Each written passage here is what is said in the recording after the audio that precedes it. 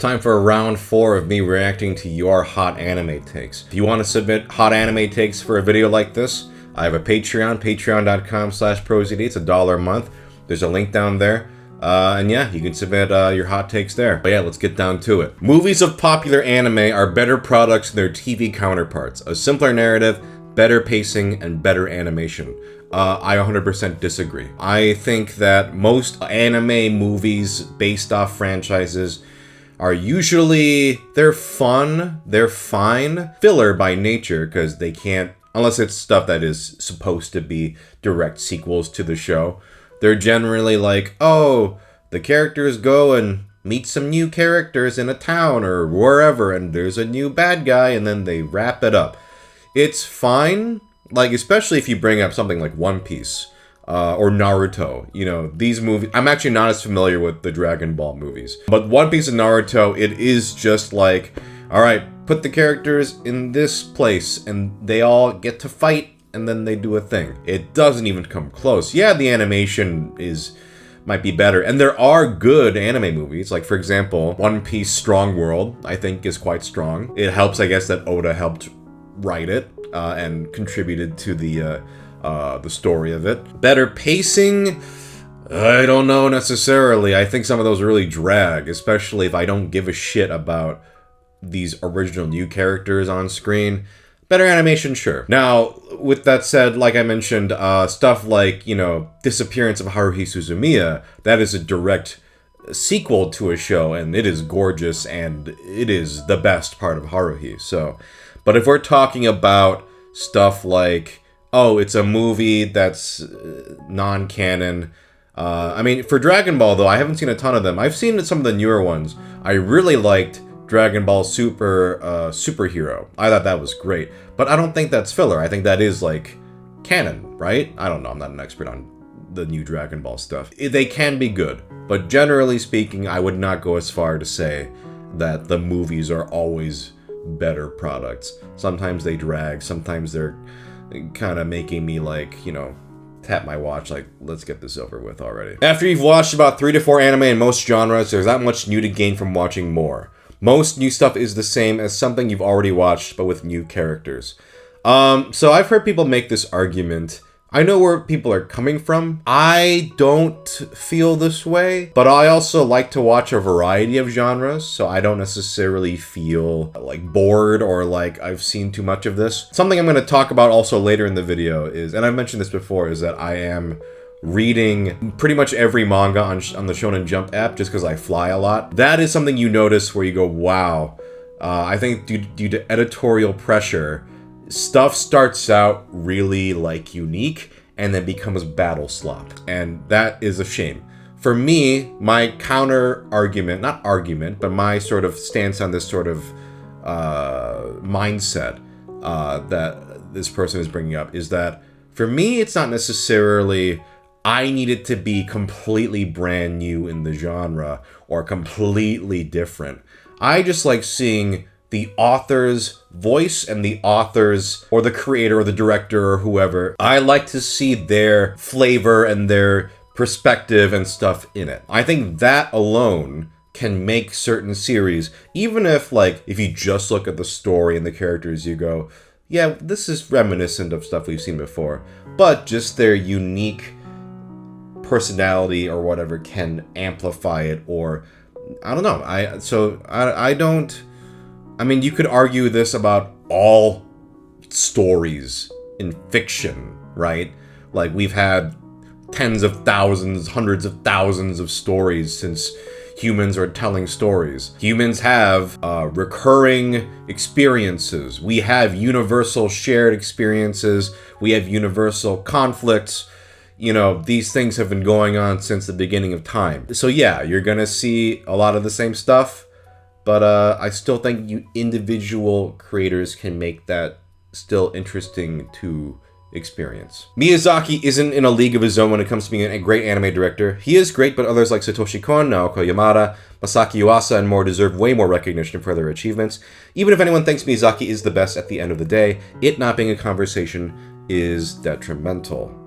I mean, I get where you're coming from. I think the big difference with Miyazaki and why Miyazaki is hailed as, you know, the #1 or whatever you want to call it, is that his movies are just generally more audience reaching and marketable. Ghibli really took off worldwide because of Mononoke and like, was it Miramax? Like just like pushing it really hard, and then Spirited Away won the Oscar, and that's what really brought this huge international boom.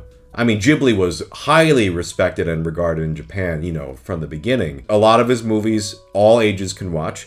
Satoshi Kon, not all of his movies actually a lot of his movies are not for kids. Naoko Yamada, she does family-friendly stuff, but it's not something you're gonna go take your kids to see. Yuasa, I mean, is amazing, but again, so I think that's just what it boils down to, right? Even like, you know, Takahata at Ghibli. This is not meant to diminish Miyazaki because he's an incredible director, but Takahata's works just are not as marketable for kids, some of them, you know, like Tale of the Princess Kaguya is a, you know, amazing film.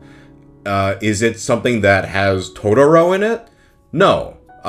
So it's just, I think Miyazaki is, you know, like he's compared a lot to like a Disney or, you know, that kind of thing. And, you know, Osamu Tezuka also, you know, called the god of manga. I mean, because a lot of his stuff, all ages could read. Astro Boy, you know, that sort of thing. So, yeah, I think that's what it boils down to. I still think Miyazaki is amazing.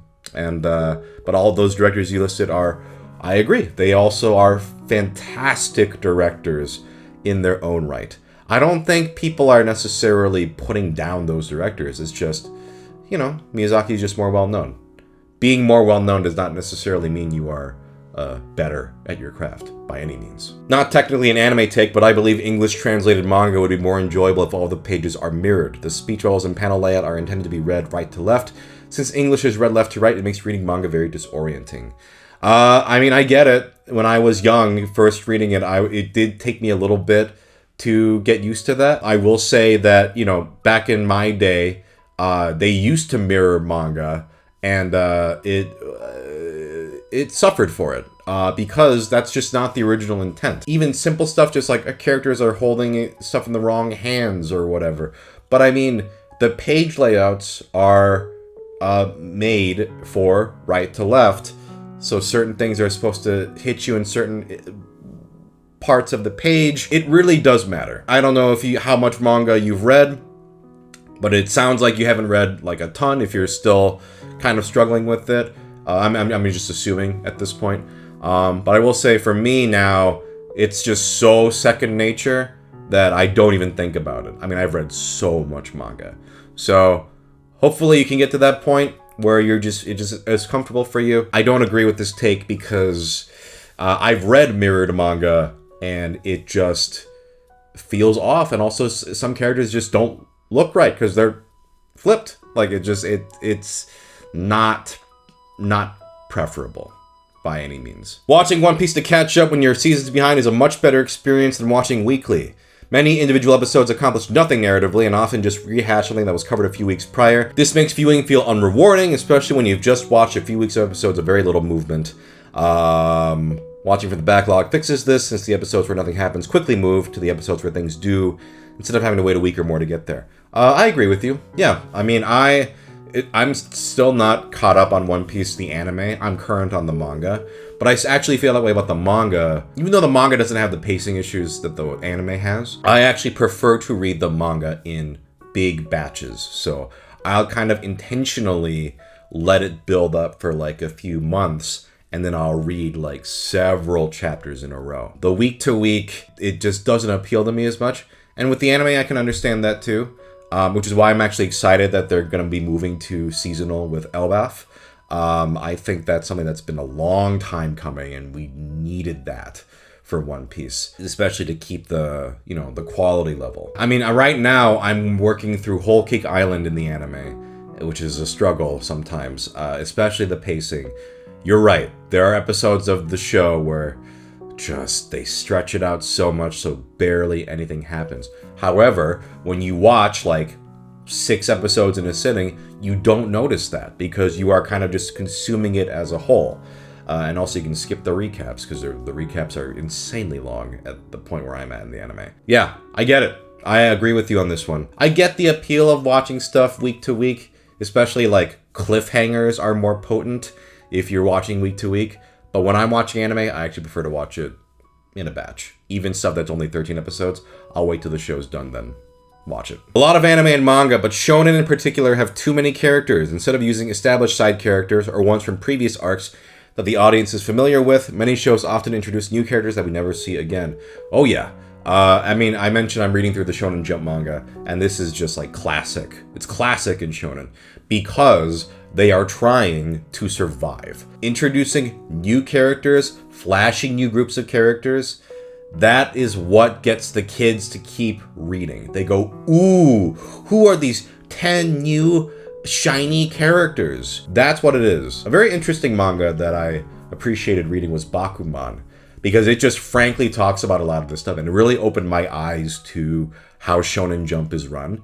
I mean, it is week to week, just like, what are the ratings? All right, ooh, you're not getting the readership, you're done. It's a very cutthroat tightrope to walk. You want to keep their attention.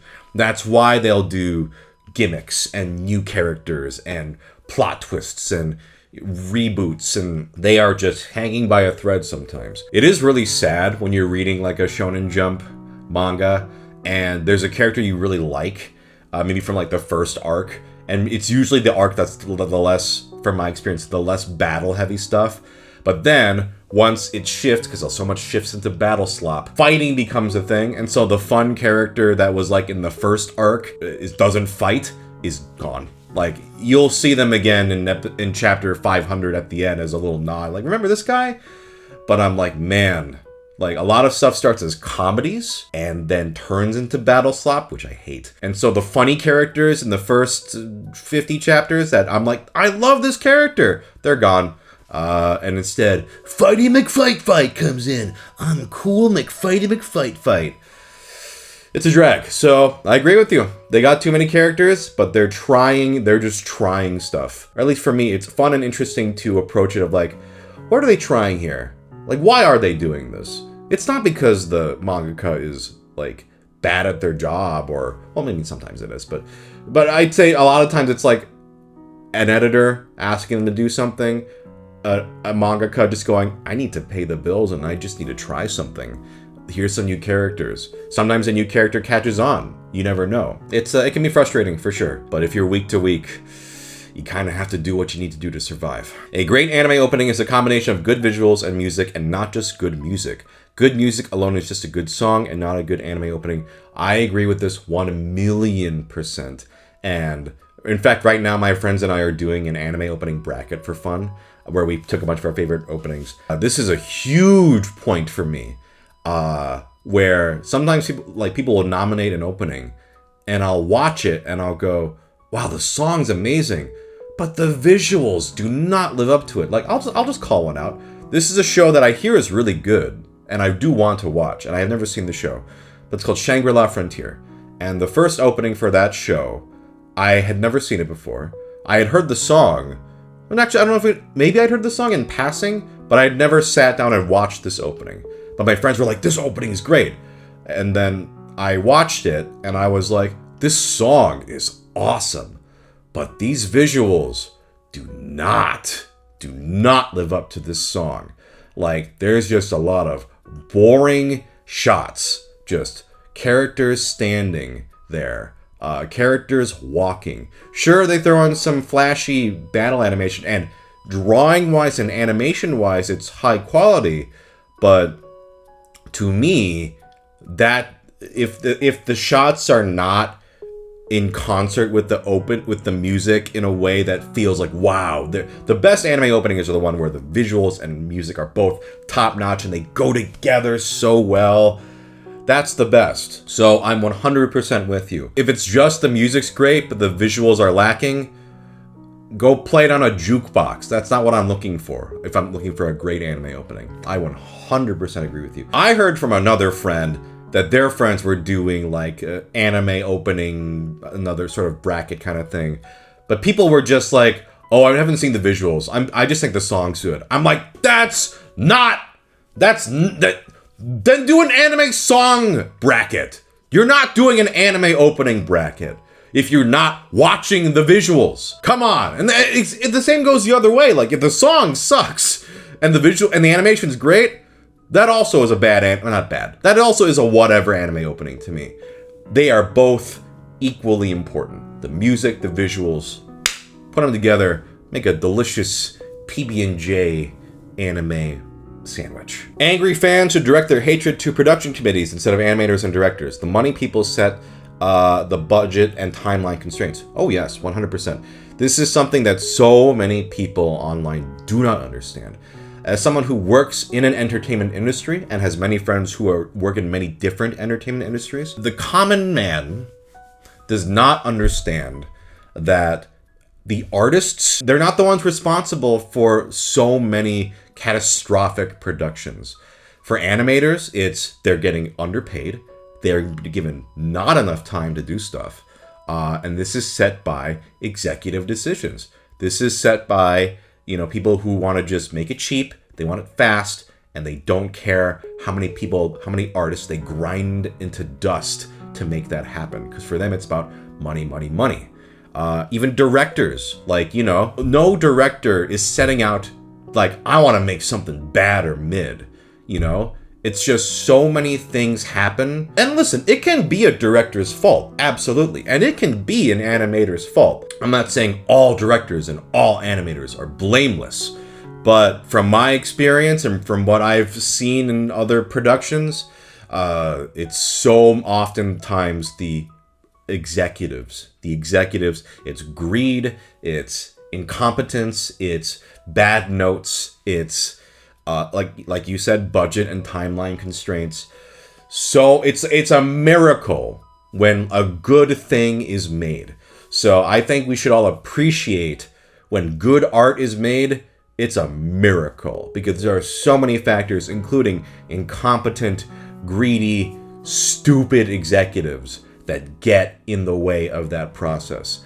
Oftentimes you have to trick executives into thinking they've come up with ideas or that they're smart so that you can sneak by and make good art. Anyway, I 100% agree with you.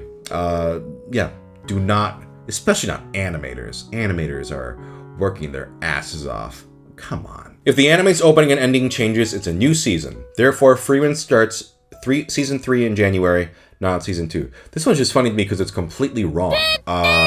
Especially if you bring up Freeman as an example. For those who don't know, anime is divided into cour, C-O-U-R-S, where basically, because Japan has a 12-week block of programming, so generally, that's why a lot of anime is usually 12 to 13 episodes long, or it's 24 to 26 episodes long, 1 cour, 2 cour. That's just because that needs to fit within that programming block. And so oftentimes the opening will change or in the middle, like episode 14 or something like that. And usually they'll kind of condense manga or whatever so that they'll tell the story in a satisfying way so that, it feels natural to this is when this half starts. But it's not another season. I mean, that doesn't make any sense, especially Frieren. I think the second opening starts on episode 17, that's not a full season even. It's not even at the halfway point. That batch of episodes, even though it's divided with another opening, was produced at that time. And then they're making season 2 now. That's what a season is. A season is the block of episodes that were made and released. This one is just wrong? No. It's season 2. This one's just not... That's not correct. There is so much garbage and mediocre anime, it's barely worth the effort of finding good ones. I don't agree with this one. There is a lot of garbage and mediocre anime. I don't disagree with that. But it's not worth the effort. One, as someone who has watched a good amount of anime, I'm at 617 titles, and That sounds like a lot, but I have friends who have watched way more than that because they watch everything seasonally. So I watched like over 600 things. And even then, I still have so many blind spots. So many shows where I'm like, oh, I haven't seen that yet. I haven't seen that yet. I haven't seen that yet. And I'm not watching stuff I don't want to... Well, no, that's not true. Sometimes I will watch stuff I don't want to watch just to, like, experience it. Because I'm that kind of sicko where I'm not going to like this show, but everyone is, like, critically acclaiming it. I want to give it my actual fair shake and see if I like it or not. I mean, some of these videos on this channel, you've seen I've been doing that, where I've been watching stuff that... Sometimes I really am surprised, sometimes not. Anyway, for someone like me, who has seen more than I'd say the average person, over 600 things, I still have so much more to watch.